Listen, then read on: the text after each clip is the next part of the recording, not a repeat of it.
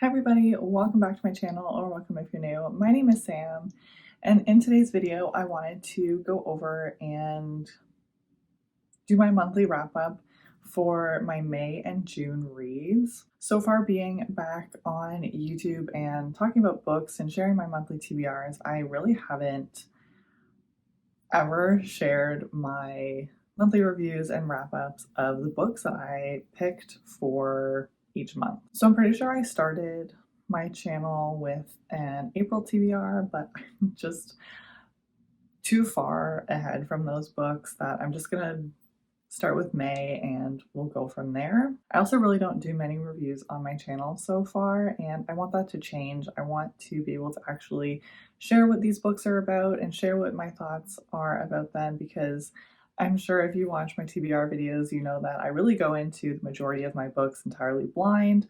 I have a very, very long TBR list, and I'll know the tropes or the basic premise of some of the books that I add to my TBR, but a lot of them are from one word, one line quotes, or just people's recommendation from videos and Instagram posts. But by the time I get around to reading it, I entirely forget what it's about, or just never really knew in the first place. So with that being said, I do want to share what these books are about with you and share my opinion so you can choose to read them as well, potentially. So let's just get started with my May and June reads, because there are 19 books in this video that I want to share with you. During May, I read 11 books, and in June, I read 8 books. I also do have my laptop here with my May and June reading template, as well as my Goodreads pulled up so I can refer to my previous Goodreads reviews, which, as always, I'll have my Goodreads and Instagram listed down below so you can check up and see what I'm reading, and my thoughts on any books as I finish them. So the first book that I finished in May is called Match with the Dragon by Lola Ryan. This was a trauma read that Emily and I picked together. This one was not great. I rated this 1 star, though I didn't actually rate this on Goodreads because it had very few reviews and I didn't want to be an asshole. So this was a fairly short novella. I think it was between 100 and 200 pages, I believe. And it was a him romance between a burly, very masculine firefighter and a dragon shifter. So the dragon shifter was very like human presenting, but could shift and have some like dragon tendency, like very hot, fiery skin, and could shift and have like dragon scales sort of thing. The matchmaker aspect at the very beginning of the book was cute, and this character basically just wanted the firefighter to have love and just matched him with this dragon shifter. And I was actually like intrigued by the concept. Initially, this was my first male romance, and I think just like a lot of it made me very uncomfortable because the dragon, I don't know if it was because it was just a very short novella or what the case might have been, but he kind of pressured the firefighter into this relationship and into submission, like not in a like dark romancy attractive kind of way, more like, I don't know, it was just uncomfy and I don't really know how else to explain it. So that started the month out great. The second book that I read was As Good as Dead by Holly Jackson. This is the third book in A Good Girl's Guide to Murder series. I rated this third book 3 stars. A Good Girl's Guide to Murder series is definitely not my favorite. I personally don't agree with the level of hype that Book Talk and Bookstagram has given this series. The main issue with this series for me is the main character, Pip. I just through the whole series felt like she was very whiny and like entitled to receive the information about these different murder cases that she was investigating. If you haven't heard about the series or you haven't read it, it's basically about this girl, Pip, who for her senior final research project is decided to investigate this seemingly clear-cut murder case in her small town. And with her project and looking back into the case and investigating, she ends up finding out all of these secrets and additional layers to the story that the police just kind of covered up or didn't look into. And it kind of goes from there, and she finds herself in different situations where she has to basically do the police's job because they aren't doing it. The third book started off in the same sort of tone and the same tone as the rest of the books, where Pip is very whiny and seems like she's not going to continue in this research in different cases. Then we kind of got to the 1/3 to middle half of the book, and it was starting to really get interesting. I was really enjoying it. She was starting to look into what I think was supposed to be her final case and was uncovering some crazy information. And then this major turning point happened, and I understand it somewhat in the character development that had happened with Pip, how her experiences might have made her feel like she had to take this route. But overall, I found a lot of the holes in her decisions, and I knew that it wasn't going to end the way that she wanted it to.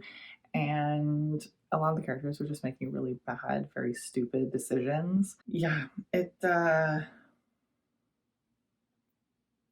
I think it was my favorite of the 3 books in this trilogy, but again, I just didn't connect with the main character and didn't like her as a person. The third book I read in May was Malibu Rising by Taylor Jenkins Reid. I gave this book 3 stars as well. I didn't know what to expect from this book, but I found it very interesting. It's not a story that stuck with me, but I did enjoy reading it throughout my time that I was reading this book. This was a third-person narrative with a dual timeline and mostly took place over a 24-hour period. The main character of the book holds a party every year on the same day in her Malibu beach house. And the now timeline, you see a ton of different characters throughout the house party, and it was at times hard to keep track of who was doing what and who was who and like what they were supposed to be doing and how they were tied to the past, which is the second part of the timeline. We had a past timeline which followed the main character and her siblings as they grew up in childhood and how they got to this house and what was sort of happening in their lives. So I really love Taylor Jenkins Reid's writing style. I always find that I am fully immersed in the story, easy to just get lost in. But like I mentioned, it was a good story, but just not something that would stick with me or would be like long lasting. The next book that I read in May is Dance of Thieves by Mary E. Pearson. Again, I gave this book 3 stars. 3 stars is it's a good book for me a lot of times. Sometimes it's like not the best book, but a lot of times it's a good, solid book. Like I enjoy my time reading it.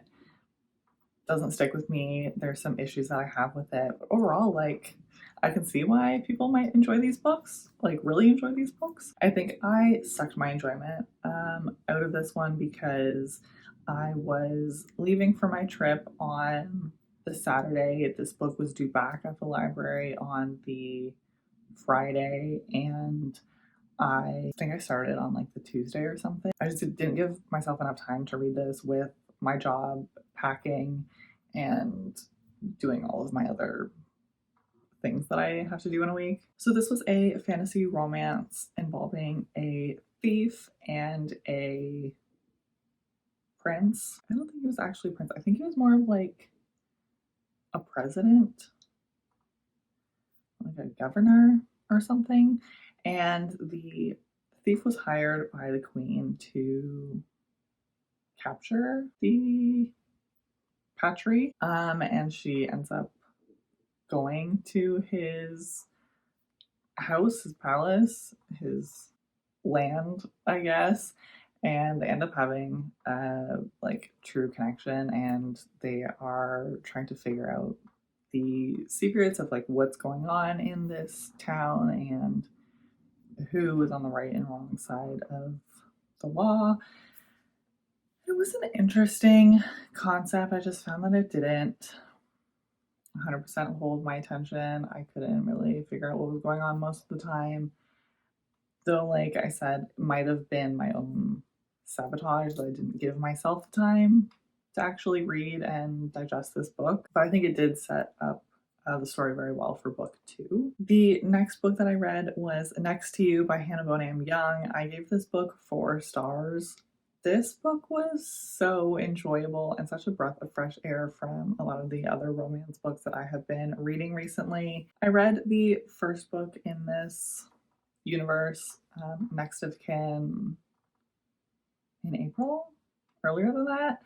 I don't entirely remember, but I just love Hannah Bonham Young's writing style. I always describe it as like a warm hug. It's just really nice to go into. It's easy to follow. Her stories discuss some hard topics. This one specifically dealt with a lot of grief, and definitely look up content warnings or trigger warnings for any of these books if you have any of those. But I really liked the sense of anxiety rep and also sort of finding yourself and coming to terms with grief and how grief is talked about. I think it was a really powerful story, and the romance between the 2 main characters was so cute. And I love that there's no unnecessary third act breakup or third act conflict. There was some conflict in this story, but it made sense to who the characters were and what they have been going through and sort of like what they think for themselves, they want for themselves. I would definitely highly recommend Hannah Bonham Young's writing. I think she does a very good job. The next book that I read was Brutal Prince by Sophie Lark. I gave this book 4 stars as well. This was my first Sophie Lark book as well as my first mafia romance. I really enjoyed this story. I thought the like high stakes of the mafia relationships was very interesting and something different to what I have been reading historically. I thought the romance and the spice was amazing, and just the like sense of stakes and adventure. And I'm very excited to get into book 2. The next book I read was Nanny for the Neighbors by Lily Gold. I was very excited for this. It's a reverse harem, why choose sort of situation. I wasn't really sure what to expect when I picked it up, other than the main character was a nanny for this group of men. I rated this one 3 stars.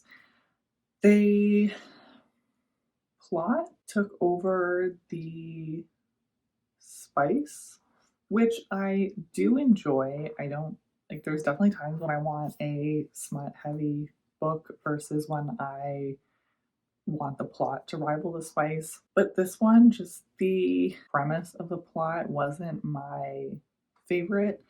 The way that the kid came about was odd to me and hard to believe, and some of the characters were just a little bit grating. I did enjoy the writing, and I'm intrigued to read other books by Lily Gold, but just this, the tropes in this one just weren't my favorite. The next book I read in May was Crown of Midnight. This is the second book in the Throne of Glass series by Sarah J. Maas. This was a 5-star read for me, the first 5-star of this series. I felt like the story really took off in this book, and we met a lot more of the characters and sort of where the story is going to take off from here for the rest of the series. Also, I can't talk too much about this one because it is the third book, but basically we're following Selena, who is a trained assassin in Guild in this like fantasy realm, and she ends up becoming the king's champion. And the story kind of goes from there. We learn a lot of new secrets, and just the relationships in this book were a lot stronger and a lot more tight-knit than the first book. The next book that I read in May was Killjoy by Holly Jackson. This is the novella that takes place before the entire main trilogy of A Good Girl's Guide to Murder. This follows Pip at a murder mystery dinner party. I rated this one 3 stars as well. This one was definitely my favorite of the whole A Good Girl's Guide to Murder universe. This one was a lot of fun. Clue is one of my absolute favorite games and movies, and I felt that this really gave off like a Clue vibe and was just a lot of fun. It is just a novella, so it's very short, and that's why I gave it 3 stars. The next book that I read in May was One Italian Summer by Rebecca Searle. This one I also rated 3 stars. It's another one of those books that I did enjoy, but just didn't leave a lasting impression on me, and not one that I go back and think about over and over again. This follows a girl, but I guess she's a grown woman whose mother recently passed away and is trying to find out who she is without her mom, who she says was her best friend and who knew how to do everything. And so she takes this trip to Italy that her and her mom were supposed to go on together. And it's a very interesting premise. There was sort of like a plot twist in the end, which I found really interesting. And it was kind of like a really heartwarming story of her learning that she can be her own person and she is her own person, and just sort of finding love for herself again. Yeah, definitely not one of my favorite books that I've ever read, but it was a really fun summary story. So the last book that I read in May was Morning Glory Milking Farm by C.M. Nascosta. This was another trauma read that Emily and I picked out. This follows a girl who is trying to live in this town and not have to move back in with her mom or her family. And so she gets a job at a Minotaur milking farm. And I actually really liked the way that they explained this milking farm. It was like a pharmaceutical company, and it just like made a lot of sense. It made it like a very believable place or a believable job. Like it was not just like, it just wasn't what I expected it to be, and I really appreciated the route that it took. The romance between our main character and the Minotaur was actually really sweet. I enjoyed their connection and the scenes that we saw of them together. Some of the milking farm scenes were a lot, if you know, like the good little cows. My main issue with this book was that it was non-linear, and I don't dislike long non-linear books, but the way this one was written just made it very confusing. Like we left off, I think one of the chapters was like we left off before our main character's date with the Minotaur, and then the next chapter starts off like many weeks into the future and is talking about something else entirely, and goes back and gives you like little bits and pieces of like how the date went. Like I want to know how the date went. I don't want to hear bits and pieces of it after the fact. So I didn't love how this was written. So for that reason, I did give it 3 stars. Okay, 8 books to go for June. I started off the month by finishing off It Starts With Us by Colleen Hoover. This is the second book in the It Ends With Us duology, if you are unaware. So this picks up right after the end of It Ends With Us. I personally felt like this book was necessary because we really didn't get to see Lily and Atlas's story or relationship at all in the first book, and the way that the first book ended definitely left off on a cliffhanger or like an open-ended ending, so the reader could kind of make their own assumptions about what was going to happen. And I felt like the first one, the way that it left off, and it insinuated that everything was kind of tied up in a little bow and everything was hunky-dory and fine now, which the second book definitely showed us that it was not. I enjoyed that Atlas's plot in the second book was similar situations that what Lily was dealing with, but I also felt like it was kind of a cop-out because they were dealing with very similar stories. I don't know, it just felt very convenient to me. I'm glad that they got their happy ending because the situations that they were both dealing with were awful, and I wouldn't wish that on anybody, but the way that it was done, it just wasn't my favorite. The next book that I read was The Final Gambit by Jennifer Lynn Barnes. This is the 3rd book in the Inheritance Games trilogy. I gave this book 3 stars as well. This was definitely my favorite in this series, but like A Good Girl's Guide to Murder, it just isn't my series. I don't think there's just something about these characters that I don't connect with and don't agree with and just don't make sense to me. This one felt the most intriguing. I feel like there was the most clues and scavenger hunt type investigation happening with our main characters. I like our main character's decision at the end of the book. I didn't see that coming, but it makes a lot of sense for who she is, and yeah, just who she is, I guess.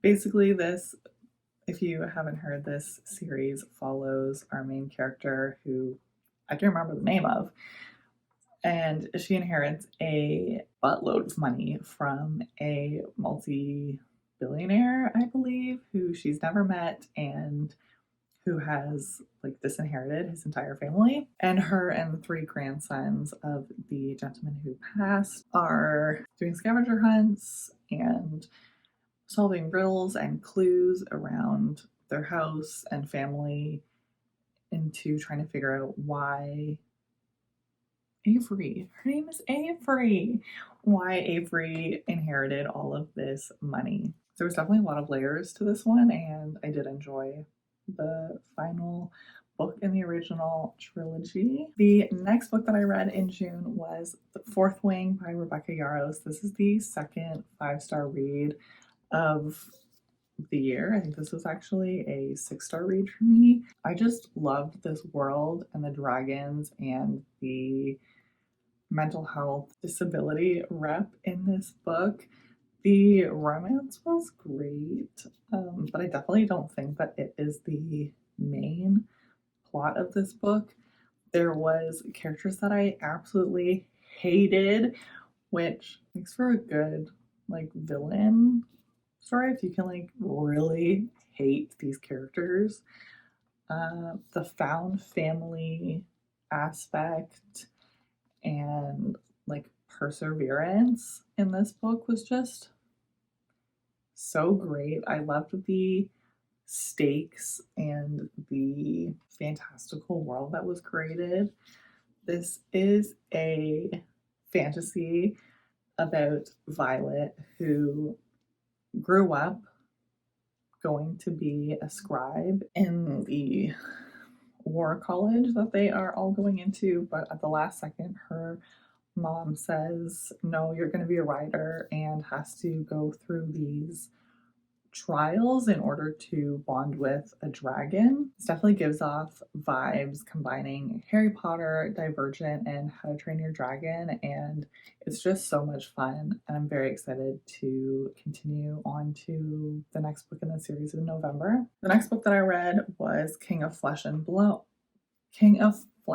Bone by Liv Sander. I read this on Kindle and I gave this 2 stars. This was not my favorite. This was a dark fantasy romance, which as I was reading it, I really didn't understand why it was dark, but after reading it and hearing Emily talk about it in one of her reading vlogs and her like reading wrap-ups, I get it. But I really just couldn't get past the corpses. The King of Flesh and Bone, I guess, lives in this palace made up of corpses and has like corpse servants.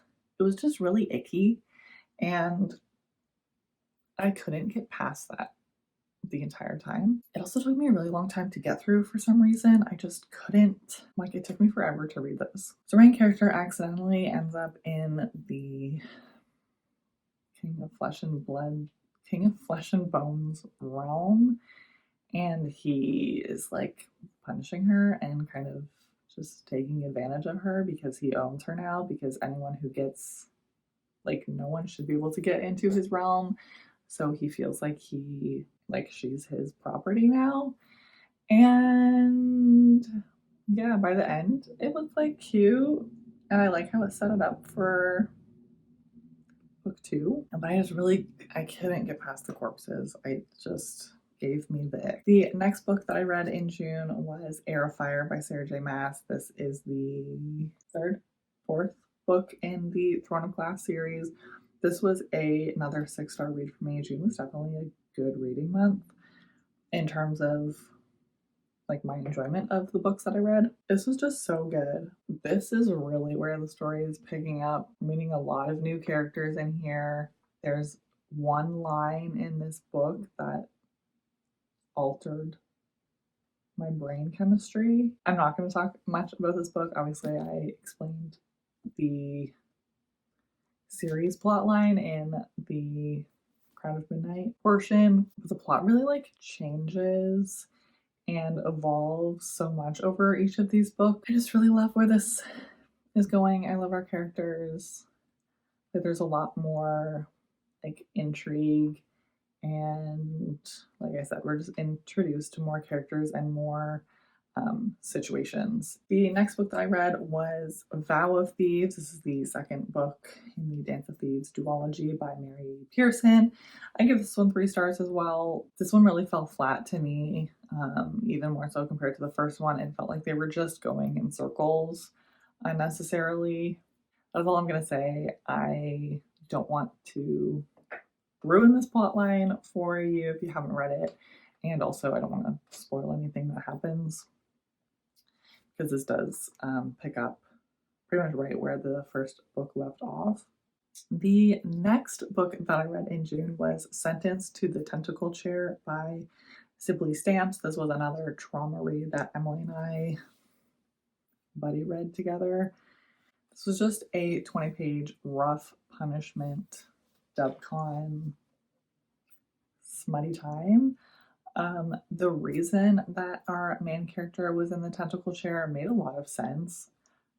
Again, similar to Milking Farm, like she is in like space prison, and this is one of their punishments that she could take to get out of her sentence. This was like straight smut. However, it wasn't as smutty as I thought. Like, there was a plot.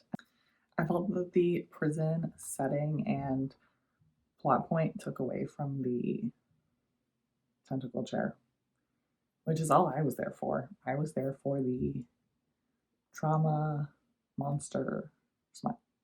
But I gave that 3 stars. I surprisingly enjoyed it. I thought it was going to be wild, which I mean it was, but I thought it was done well. The last book that I read in June, Project Hail Mary by Andy Weir. I gave this 4 stars. I am so surprised by how much I enjoyed this book.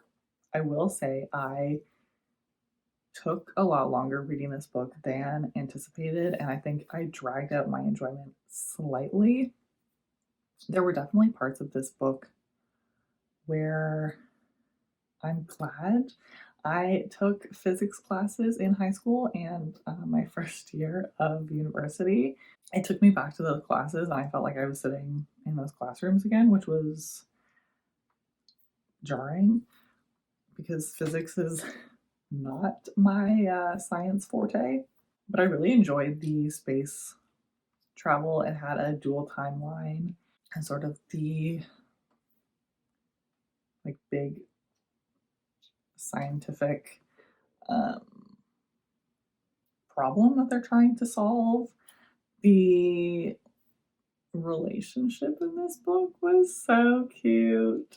Not like a romantic relationship, but like a friendly friends. They were friends.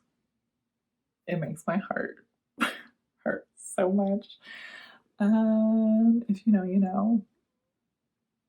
That's all I'm saying about that. I really enjoyed this one, but I will say there were parts that were difficult to get into, and descriptions of like the spaceship and certain diagrams or like diorama prototype sort of things that were hard to picture in my head. But overall, I really loved this book, and I'm very intrigued to pick up another sci-fi or just another Andy Weir book in general. But with that being said, those are all 19 books that I read over May and June. This video is a million years long, so if you have stayed till the end, thank you so much. I really hope that you enjoyed. This should not be nearly this long ever again. I will hopefully be on track to do 1-month updates. So that being said, thank you so much for watching. I hope that you enjoyed this video, and let me know some of your favorite books that you've read recently down below, and I'll see you in the next one. Bye.